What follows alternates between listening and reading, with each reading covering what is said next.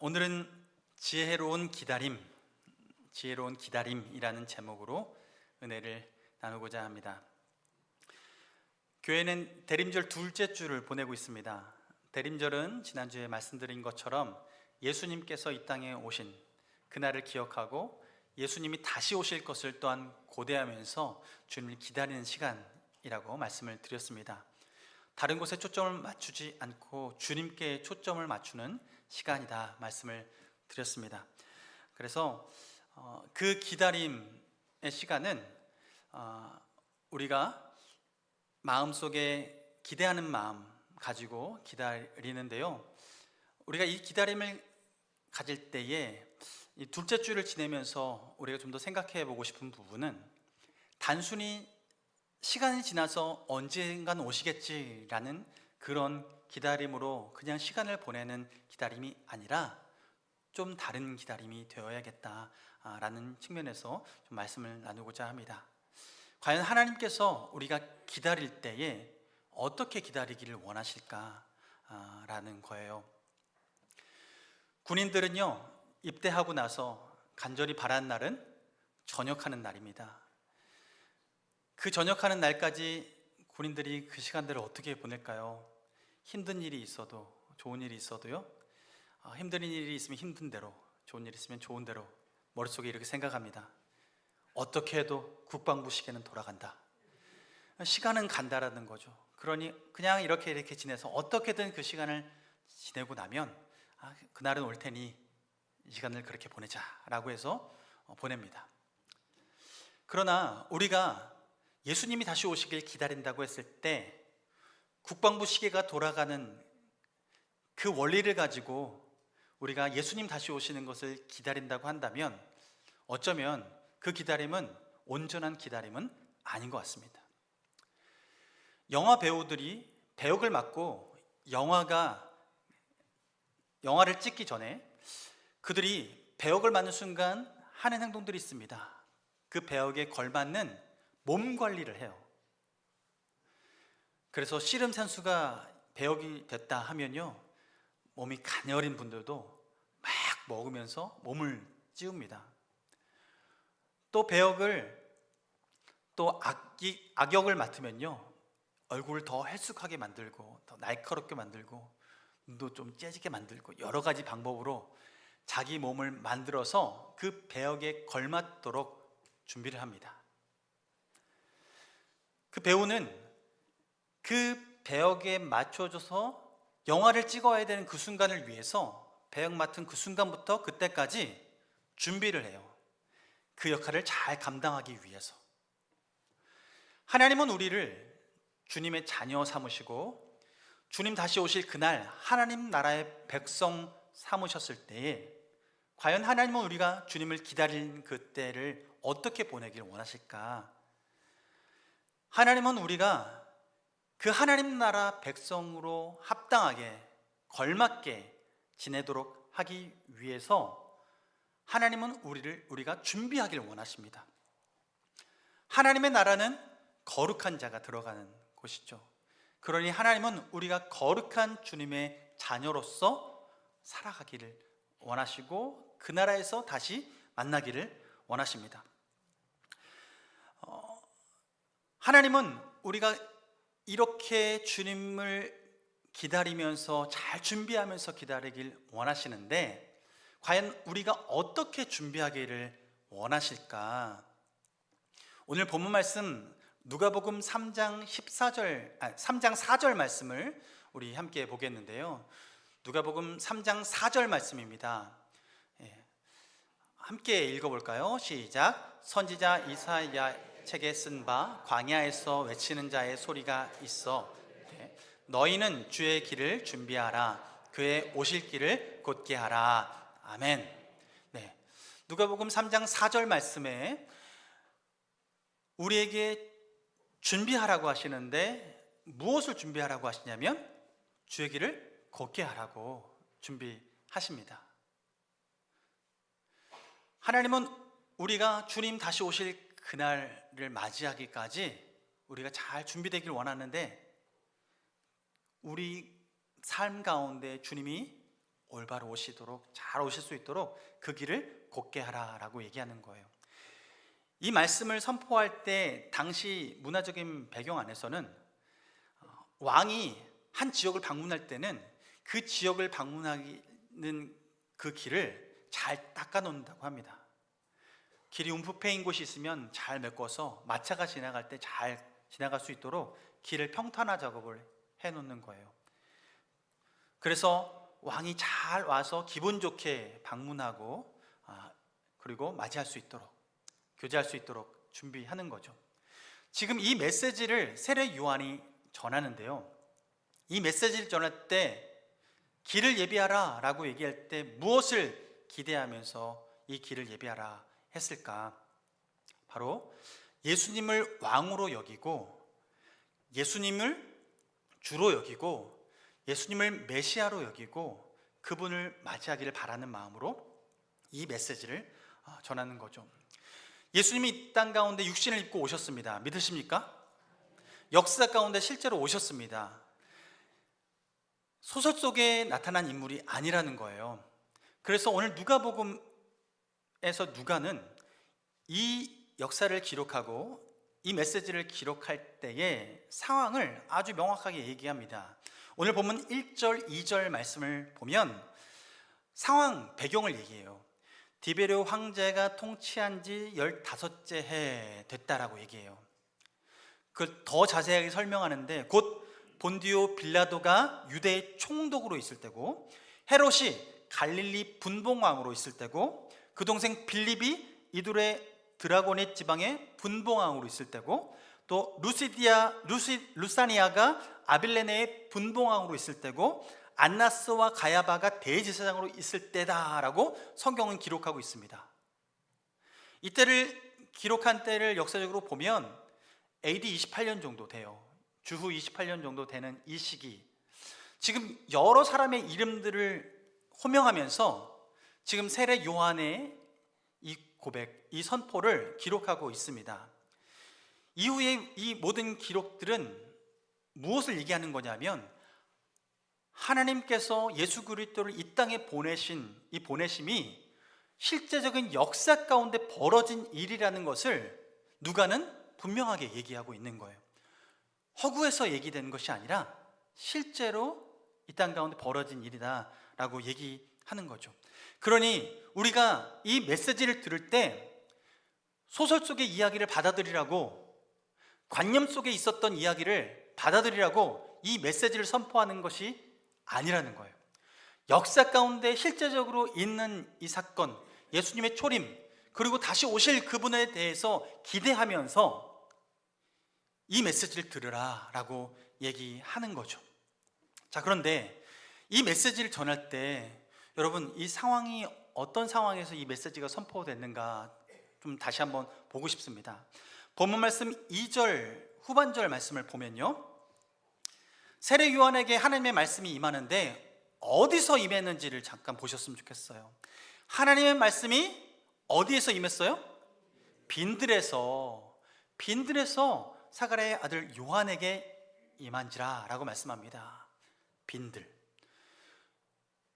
여러분, 빈들엔 뭐가 있을까요? 그냥 빈들입니다. 텅텅 비어 있습니다. 빈들은요, 다른 것 볼 게 별로 없어요. 거기에 뭐 피크닉 나가는 것도 아니고 그냥 빈들인 거예요. 광야예요. 요한은 그곳에서 이 메시지를 전합니다. 빈들의 특징은 무엇일까요? 없으니까요, 있는 게 도드라져요. 없으니까 뭔가 하나 이렇게 나오면 그게 도드라져요. 빈들은요, 소음이 없습니다. 그래서 무엇인가 선포될 때 그 메시지가 도드라져요. 현대 생활을 하는 우리는요, 많은 소음에 살아갑니다. 커피숍을 가도요, 배경음악이 준전전전 흘러나옵니다. 지하철을 타고 가도요, 덜컹덜컹 하면서 여러 가지 소리가 나고요, 사람들이 많이 모이는 곳에 가면 사람들의 소리들이 웅성웅성 들립니다.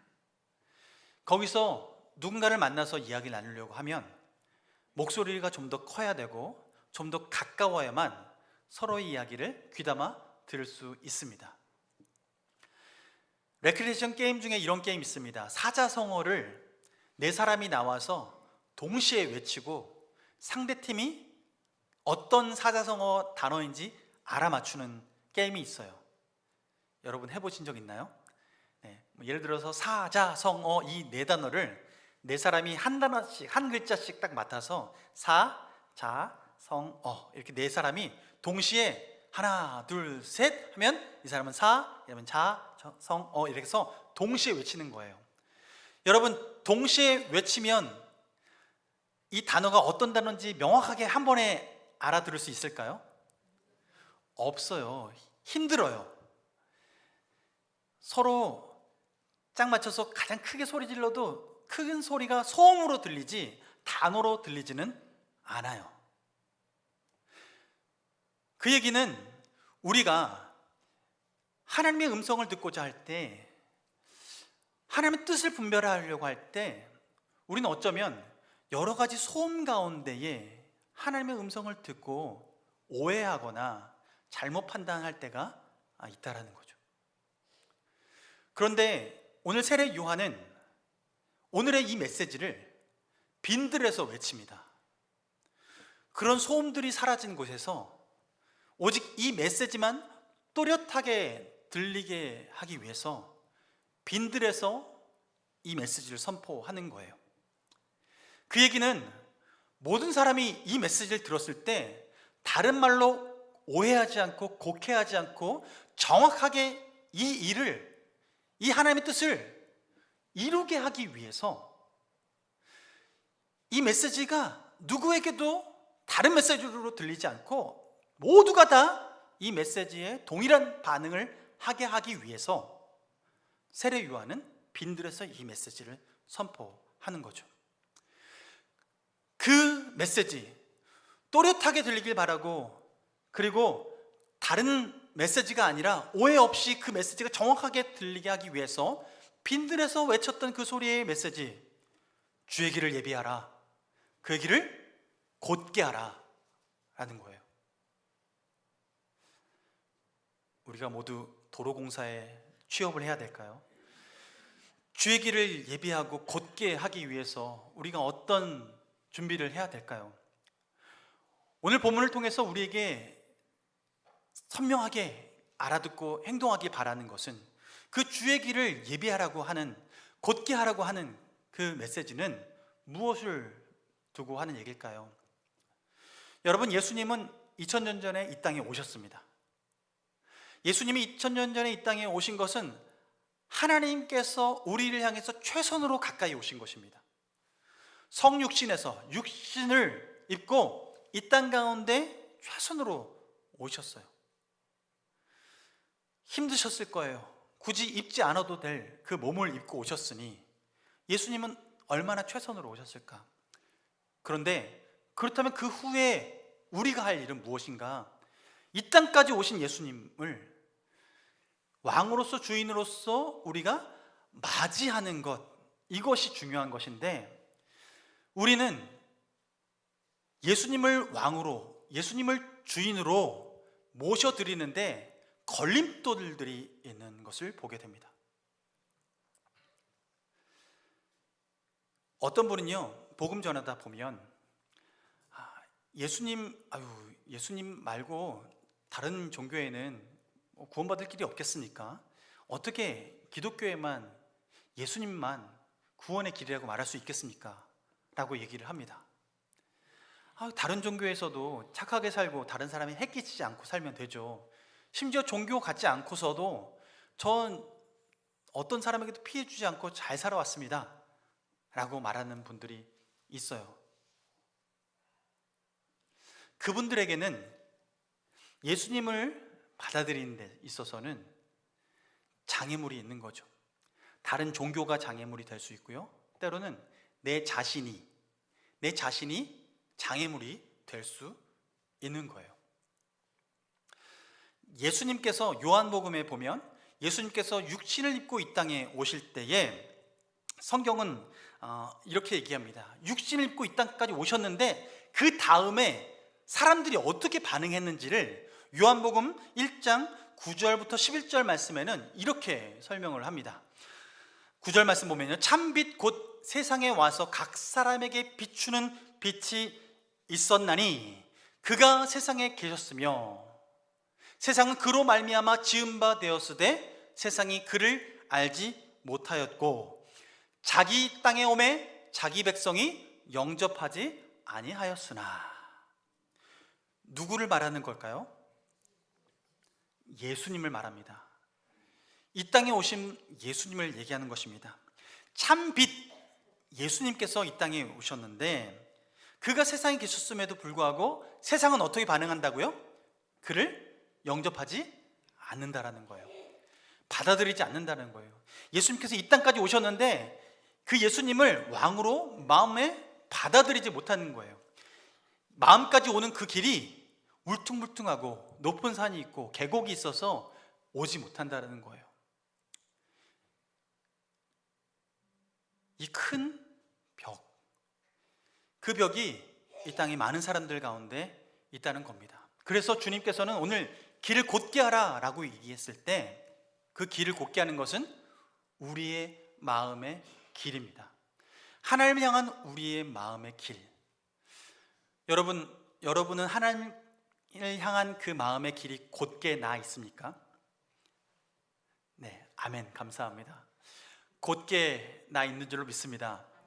그런데요, 우리가 세례 요한이 선포하는 빈들처럼 예배당에 와서 이곳에서 주님의 음성만 잘 듣기 위해서 귀를 쫑긋 세우고 주의 음성을 들으려고 주목하고 있는 이때에 우리 마음이 하나님의 음성만 듣고 싶으나 어떤 분이 이런 분이 있어요.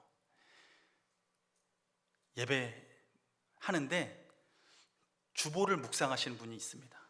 주보를 이렇게 보면서 오늘 말씀 구절에서, 오늘 단어에서 틀린 구절 없나? 내가 듣고 싶은 얘기 없나? 광고는 제대로 나왔나? 보는데요, 그곳에 마음이 뺏기는 거예요. 주의 말씀을 듣고자 하는데 주보의 마음 뺏겨서 말씀을 묵상하기보다 주보를 묵상하면서 하루를 보내는 경우가 있습니다. 예배당에 앉아 있으면요, 그 잡념이 들어오는데요, 말씀보다 잡념이 들어오면요, 앞사람의 뒤통수를 보고 왜 저분은 오늘 저렇게 머리를 하셨나? 머리가 좀 짧아지셨네. 왜 퍼마를 저렇게 하셨을까? 이렇게 하면 더 이쁠 텐데. 여러 가지 생각으로 다른 곳에 마음을 빼앗기는 거예요. 여기 지금 앉아 계시면서 이런 분도 계실지 모르겠습니다. 목사님의 얼굴은 언제 밝아지나? 간은 언제 좋아질까? 얼굴이 까매졌는데 이 까만 게 언제 밝아질까? 라고 생각하면서 말씀을 듣기보단 화면에 주목하는 경우도 있을 것 같습니다.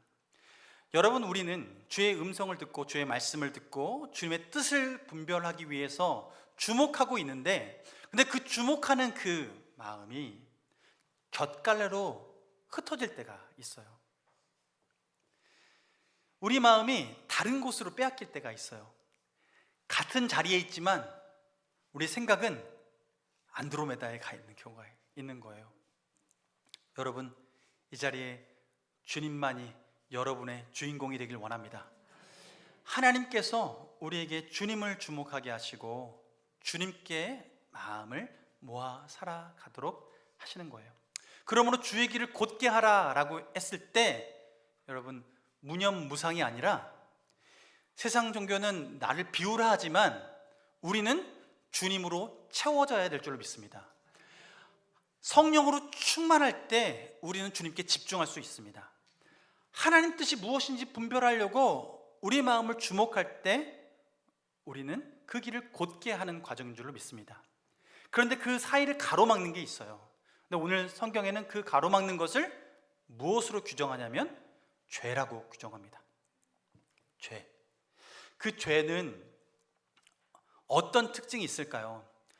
죄는요, 누군가 나쁘게 여기는 마음도 있을지 모르겠지만 이 죄에는 독특한 특성이 있습니다.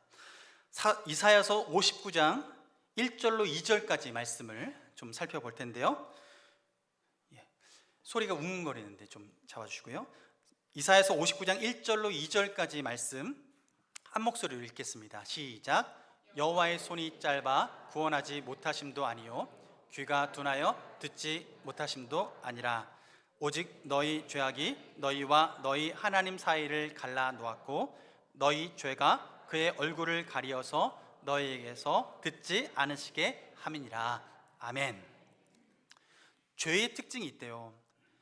하나님이 전지전능하시는데 이 전지전능하신 그 하나님의 능력이 우리에게 임할 수 있는 그 능력을 가지고 계심에도 불구하고 그 영향력이 미치지 못할 때가 있는데, 그때가 언제인가?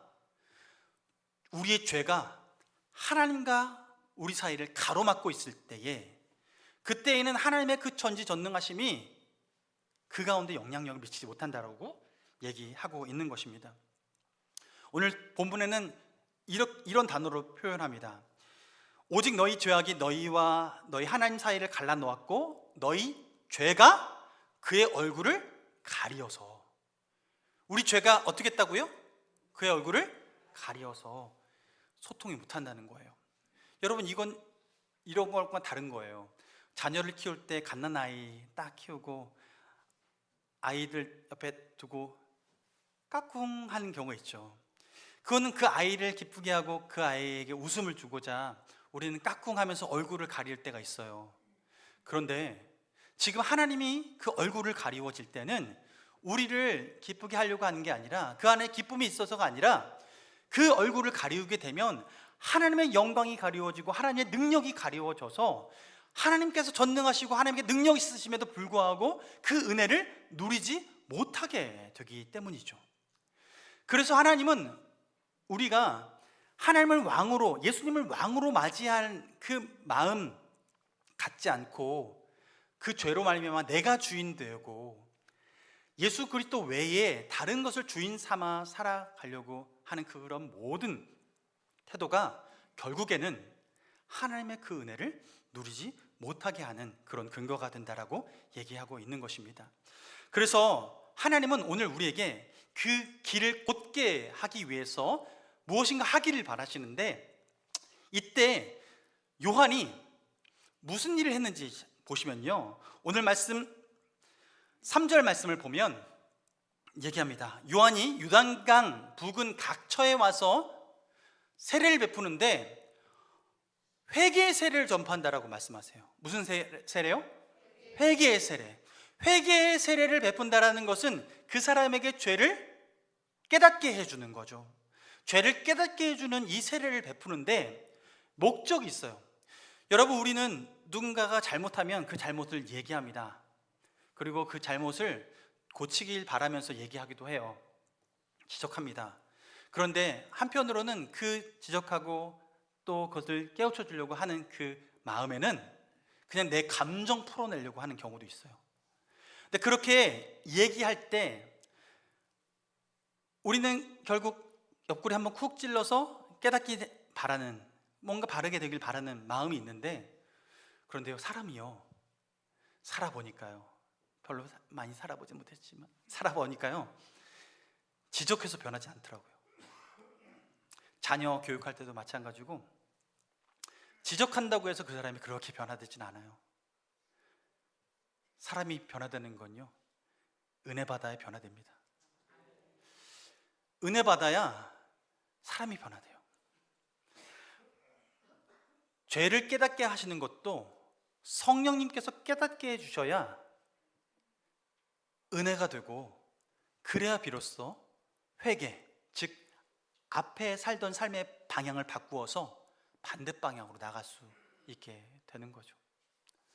하나님은 우리에게 죄를 지적하되 우리가 그냥 내 마음 아파, 내가 마음이 얼마나 아픈지 너 알아야 돼 하고서 지적하는 것이 아니라, 하나님께서 우리에게 회개의 세례를 베푸실 땐 목적이 있는데요, 좀 전에 읽었었던 말씀 3절 앞에 말씀 보면 요한이 요단강 부근 각처에 와서 세례를 베푸는데, 회개의 세례를 베푸는데 무엇을 위해서 회개의 세례를 베푸는가?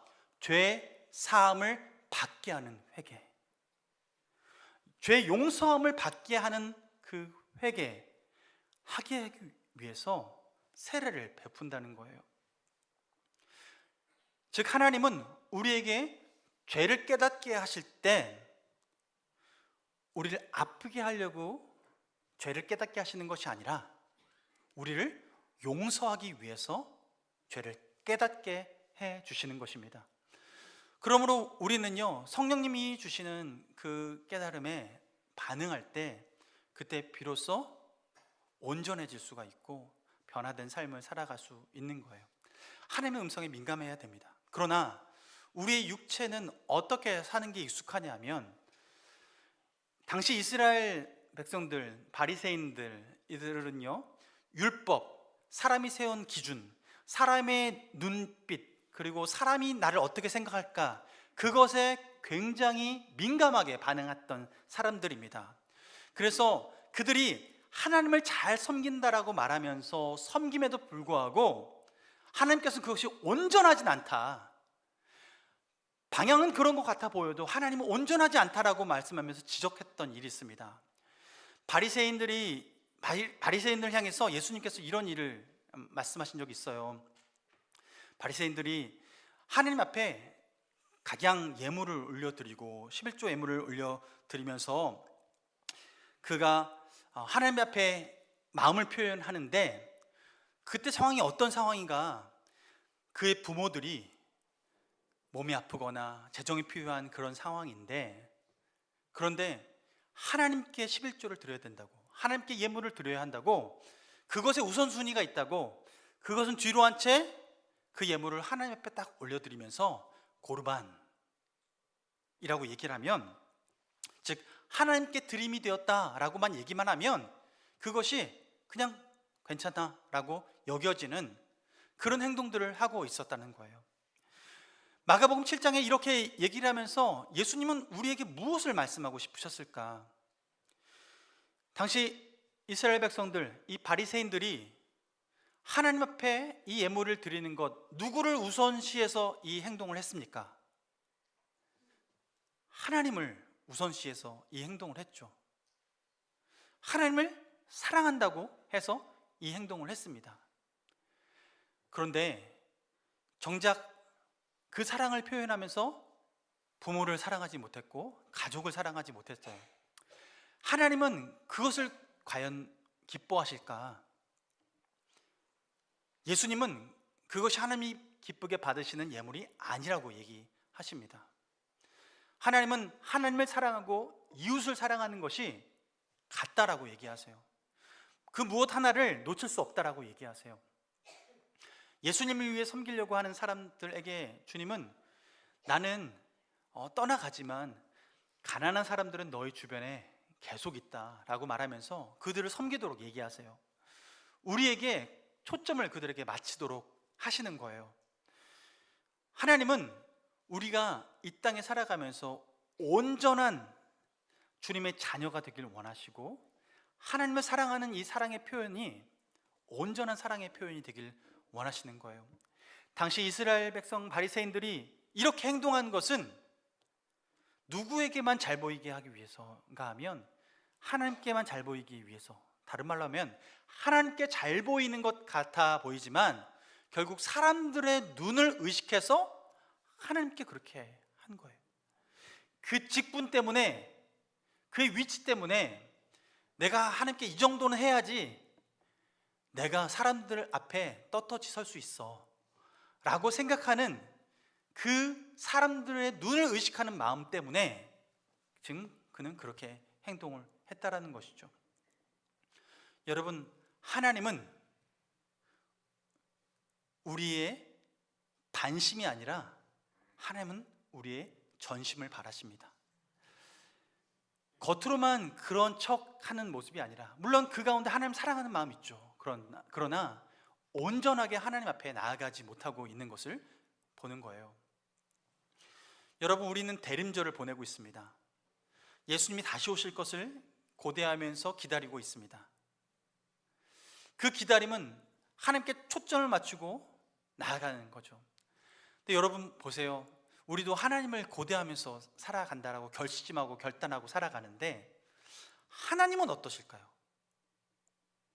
하나님은 그 재림의 때를 생각하시면서 그 시간들을 보내고 있는데, 우리를 기다려주고 있는데, 하나님은 우리를 향해서 어떤 기다림일까요?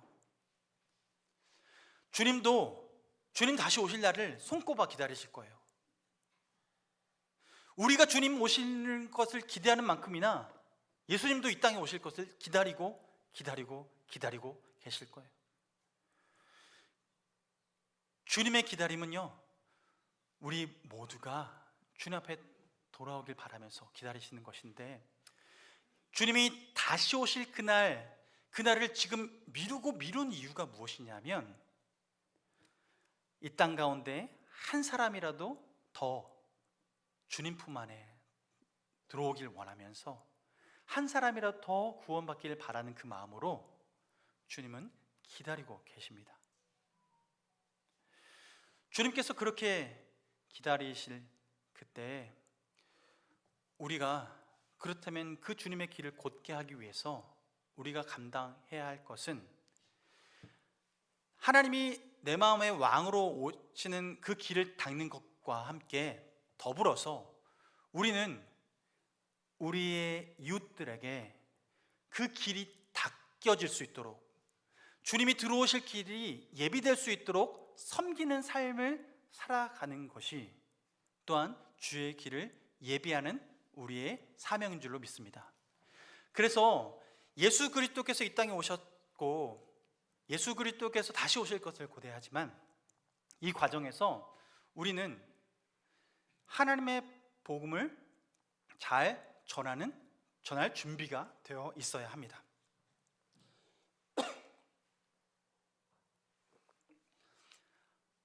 주님께서는요, 우리에게 주의 음성을 듣는 것만 빈들여서 듣는 걸 바라지 않으시고, 우리 주변 사람들, 이웃들에게, 가족들에게도 복음이 명확하게 들려지길 바라세요.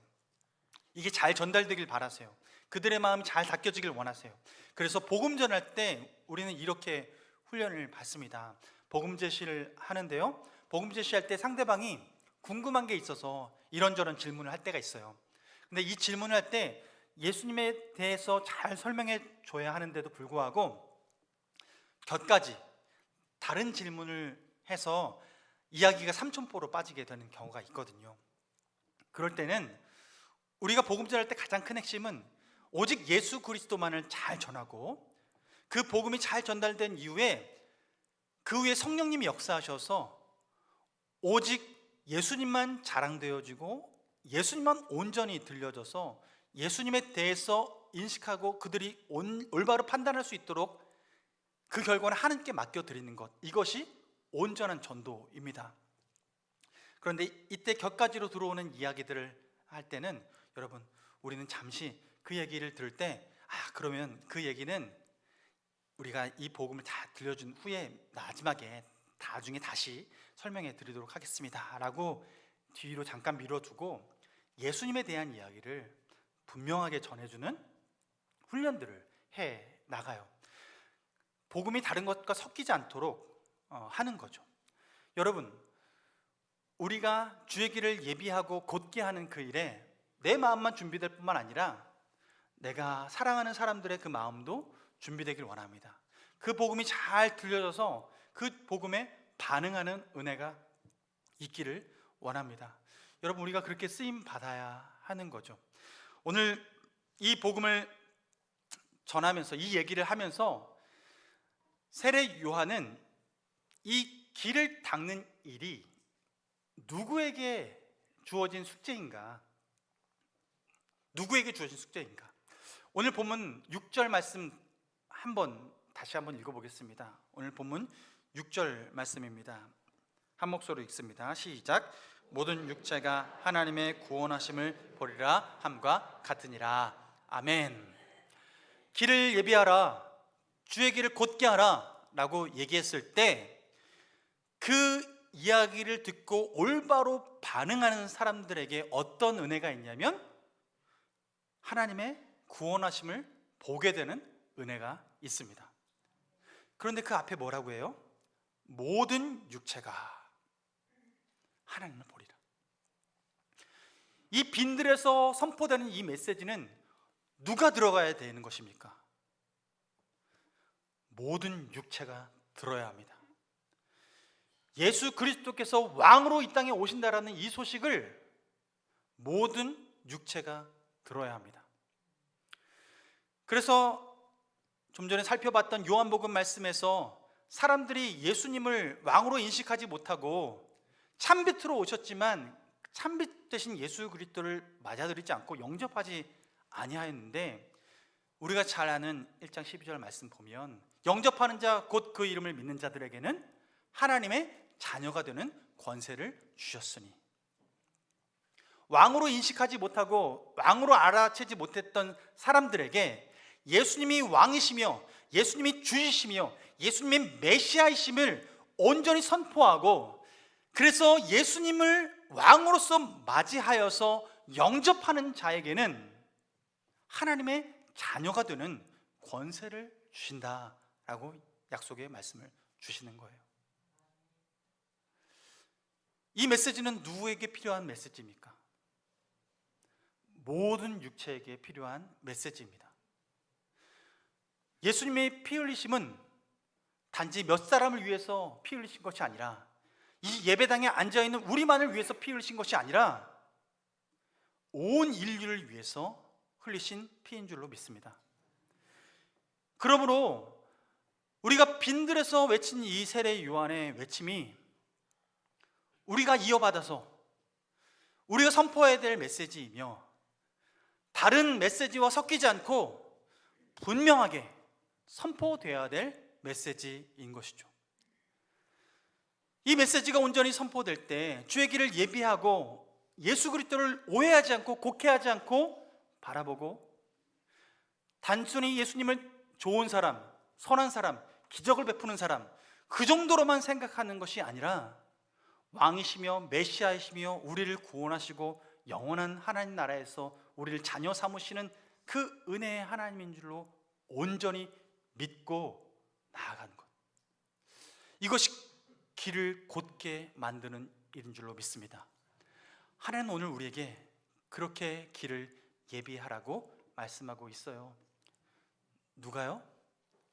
우리가, 그리고 또한 모든 사람이, 모든 육체가 이 메시지에 반응하기를 원하시는 거죠. 여러분, 오늘 대림절 두 번째 주간, 우리가 기다릴 때 지혜로운 기다림이 무엇인가?